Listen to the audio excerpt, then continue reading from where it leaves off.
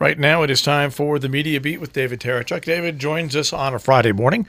We rebroadcast David in the afternoons, during the noontime hour, also on the weekends. He has his own website, themediabeat.us, and he's also a PBS television correspondent reporting on ethics and belief. Good morning, David. Well, hello. Good to be with you again. From sea level this time. I've come down in the world. I'm no longer up in the Rockies. I'm in Manhattan, surrounded by the Hudson River and New York Harbor. So, yeah, I'm right back down with my feet on the ground, as low as you can probably get without getting them wet. Now, before we get to Brexit and other How many times have you started that way?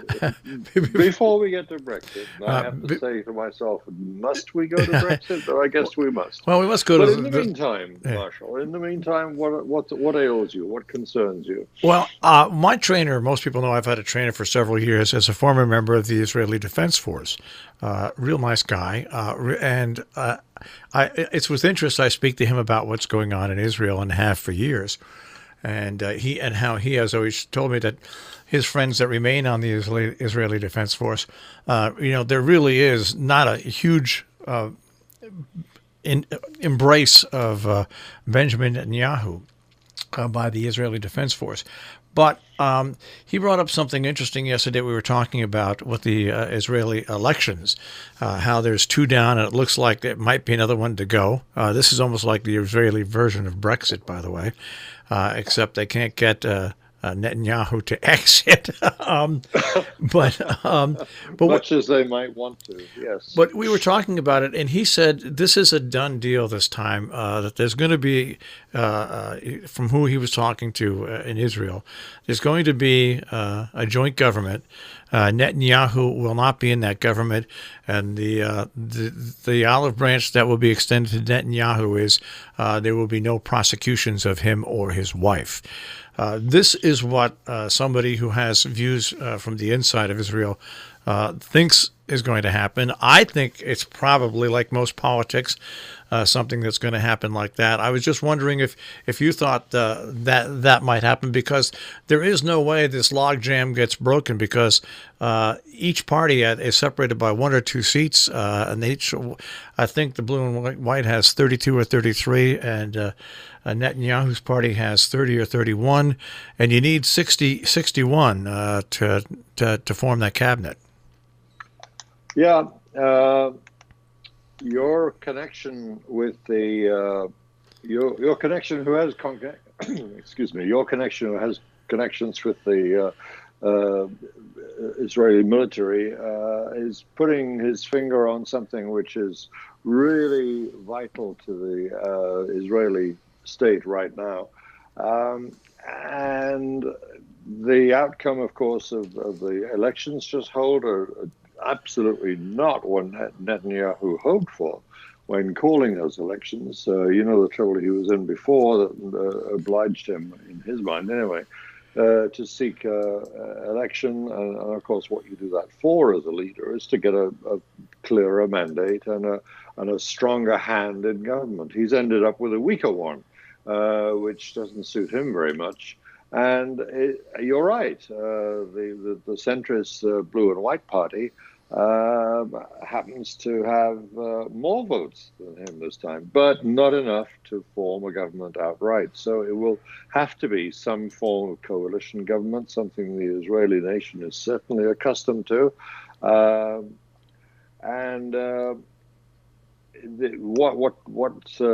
What's at issue, of course, is who will lead that government. It may be a coalition of the Blue and White Party and Netanyahu's own party. You'd think unlikely, but Israeli politics are often convoluted, and people who are not friends at all have been known to go into coalition with each other. If it's possible for the Blue and White Party to gain an overall majority by combining with other smaller parties, then they'll make it. They'll make it into government. But the calculus of Israeli politics at the moment, the way it's disposed amongst members of the parliament, it would be very hard for them to do that without including parties that the Blue and White Party itself has no desire to join with, and that's the religious parties. Netanyahu is very prepared to deal with them. The Blue and White Party is not. But it's a feasible theory being put forward by your IDF trainer. You must be very fit if you're trained by an ex-member of the IDF, I have to say that. But if he's right, that could be a very interesting way of keeping Netanyahu out of government, and for him out of the courts, charged with corruption. Which, of course, is what's looming over him. And one of the things he wanted to avoid by getting a much bigger majority. And, of course, he's failed to get that majority. And that's why he's in this really problematic quandary now. And the Attorney General this morning, the news is broken that they will pursue charges. So to me, it just seems like, okay, this is the government. This is now putting on the pressure point and see if a deal can get done. Because really, for Israel to try to go to another third vote, and for the stuff to hang over Netanyahu right now, Israel has a lot more problems it's got to work on than those things. And you would think that some sort of deal like this would be on the way. You would think, anyway. Yeah, a deal is certainly on its way. The tradition, and it's become something of a recurring tradition in Tel Aviv and Jerusalem, is that negotiations about forming the next government tend to go on for weeks. So don't hold your breath for an immediate resolution. But you're right. I think an accommodation of some kind and the formation of a coalition will be what happens, and not yet another resort to a general election in the country as a whole.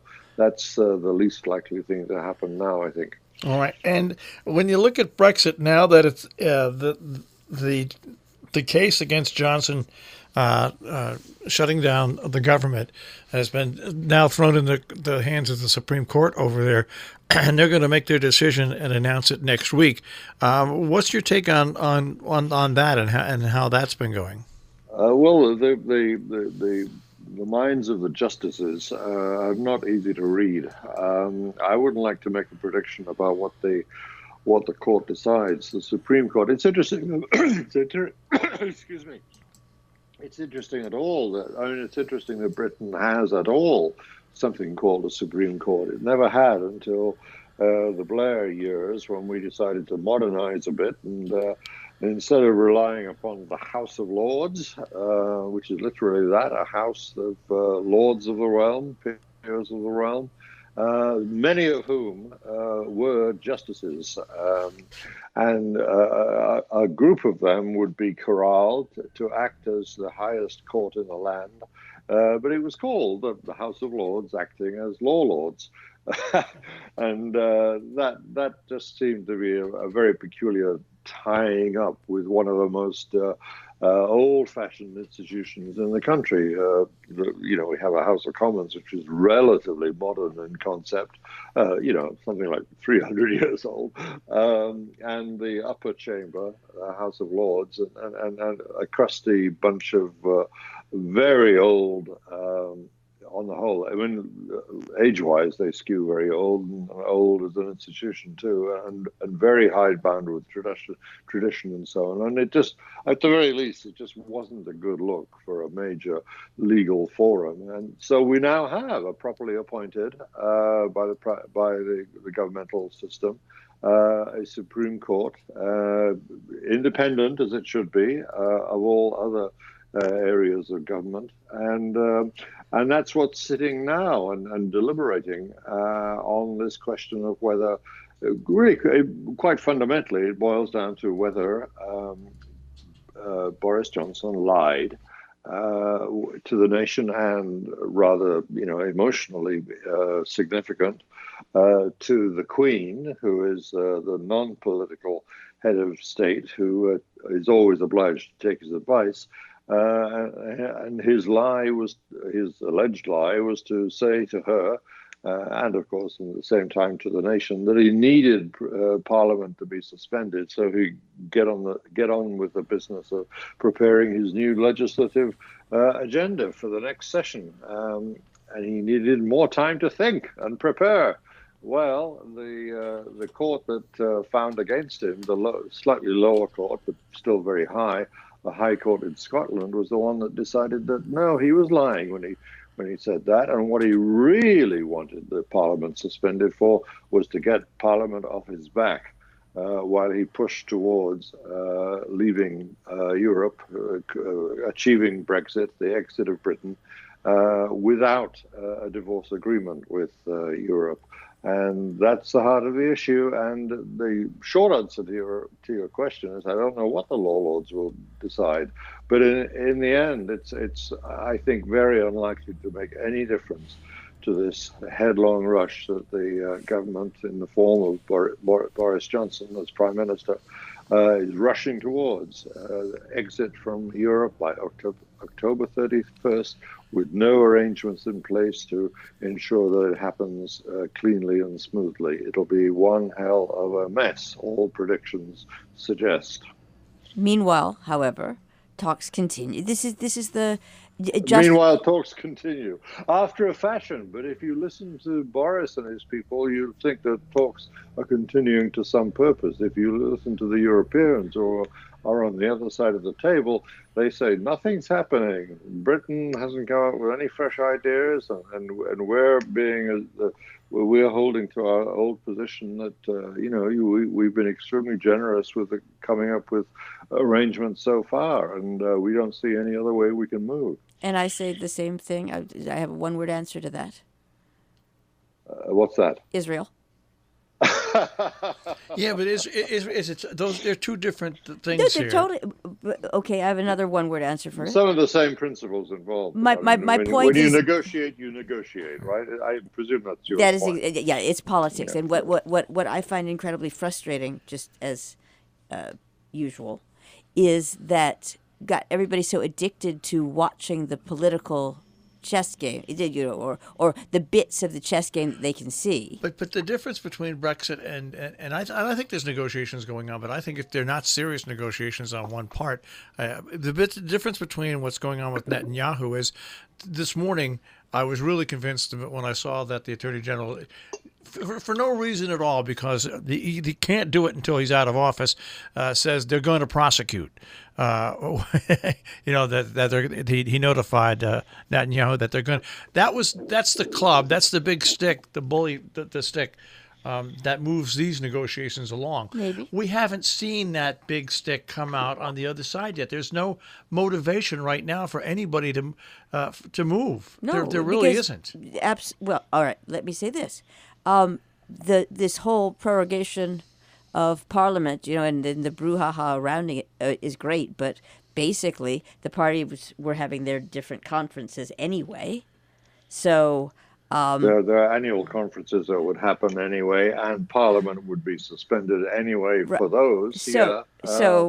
Boris is being caterwauled or whatever the right word is.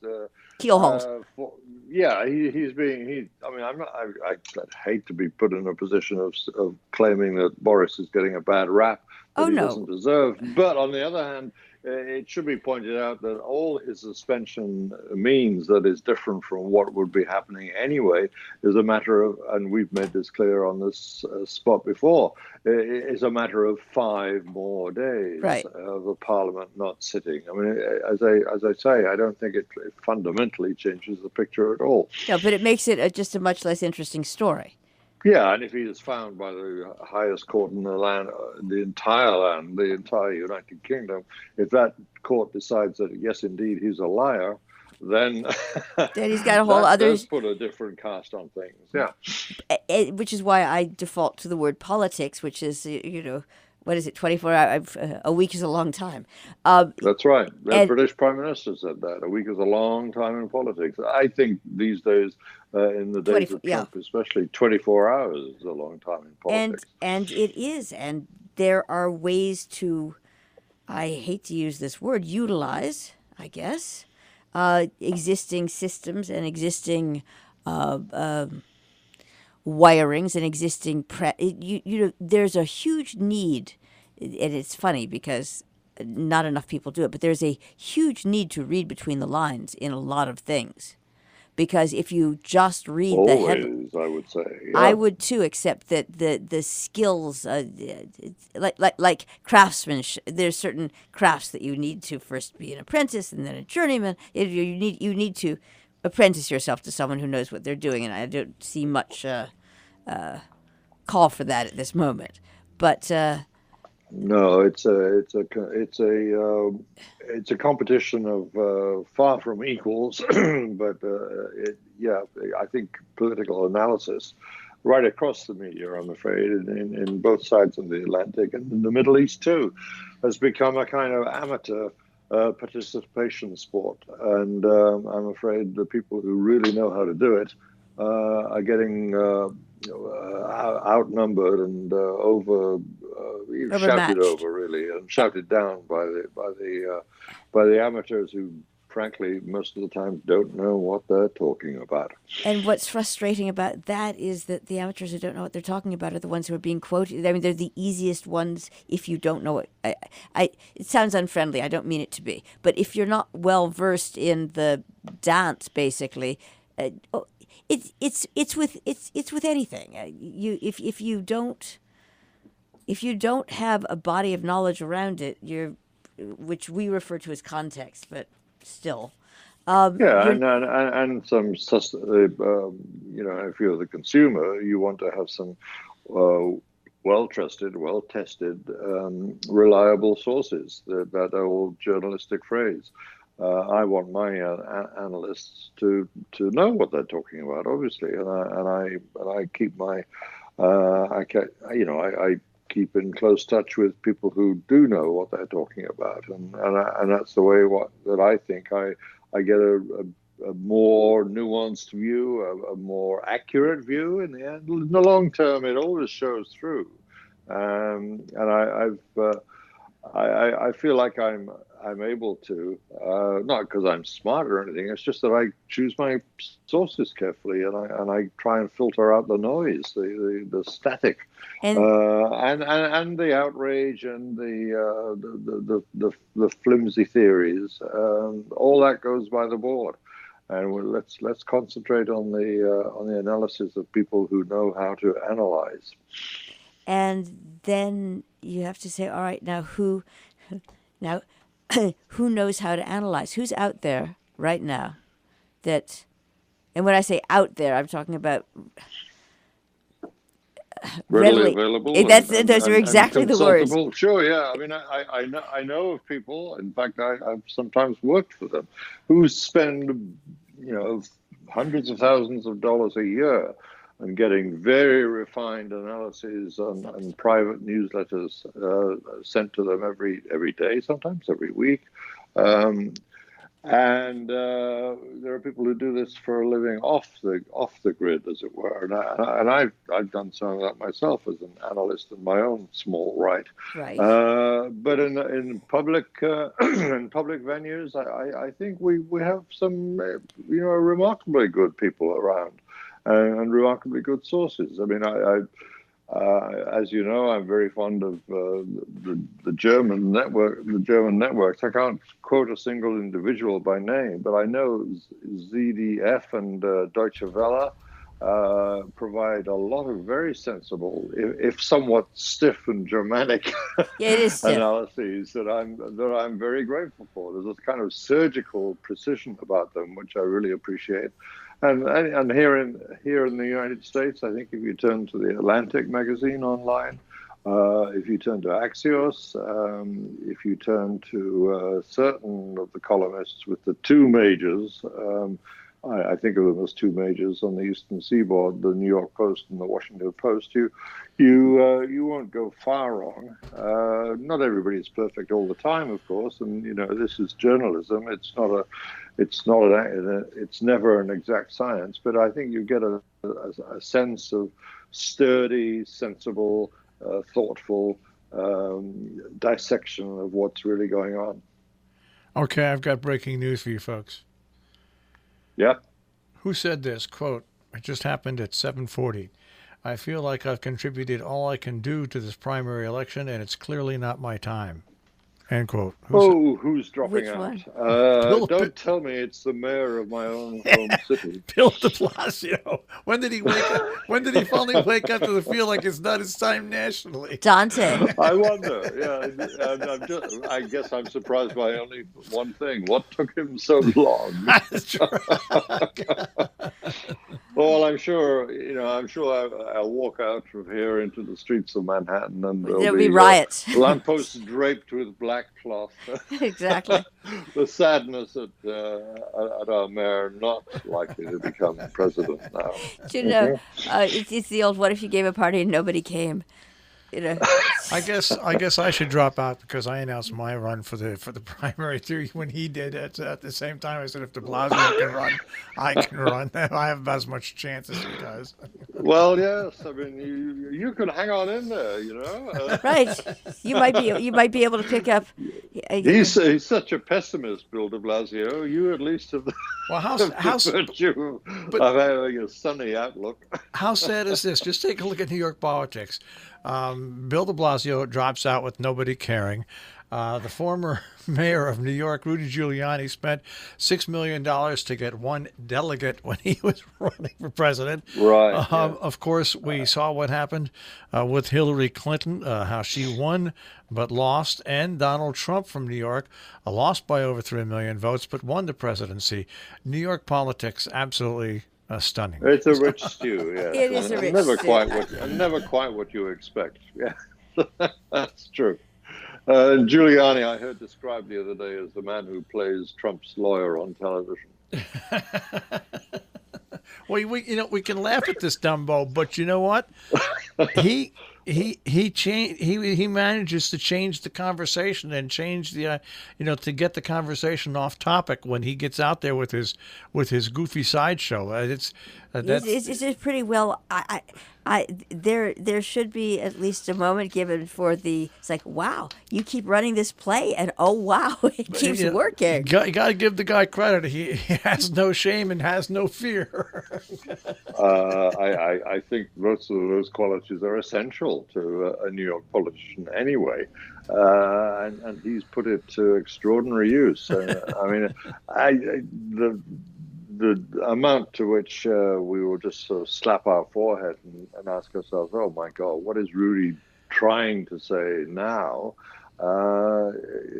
Is turbulent and never very helpful. But you're right, he does somehow brazenly manage to keep on doing it. And I'm afraid the media in general give him the platform. Tend to take him disproportionately seriously. The word "give him the platform," and that's that's something that, again, is so far gone at this juncture. People are given platforms to just go crazy, and it becomes very unbalanced. What I mean by unbalanced is it disproportionate. Well, I was watching and distorting. Right. I would say. I was watching BBC World News last night, and a commentator there brought up something. Excuse me, John, let me just interject. I put most of the BBC, not all of it, but I put a large part of the really sensible and experienced correspondents and analysts at the BBC up there amongst my reliable sources. I just want to say that in their favor. And I have, and though I may sound like it, I've never been a BBC person. I think I've worked as a freelance for the BBC for the grand total of 2 weeks in my entire career, but I still, as a consumer, value them greatly. Well, sorry, go on. But they were commenting about the American primary season. Okay, I forget who the commentator was. 4 years. But he said the following. He said, "How foolish is the polling? If you look back at this time when Barack Obama announced his candidacy at about this far out from the election, okay, when he announced his candidacy the first time, he was at 2% in the polls."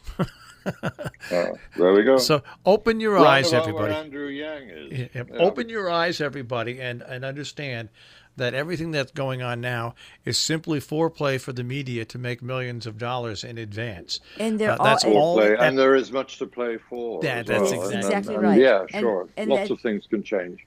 But to commit a bunch of personal mental energy to following it obsessively is, again, profitable for them, possibly not profitable for you.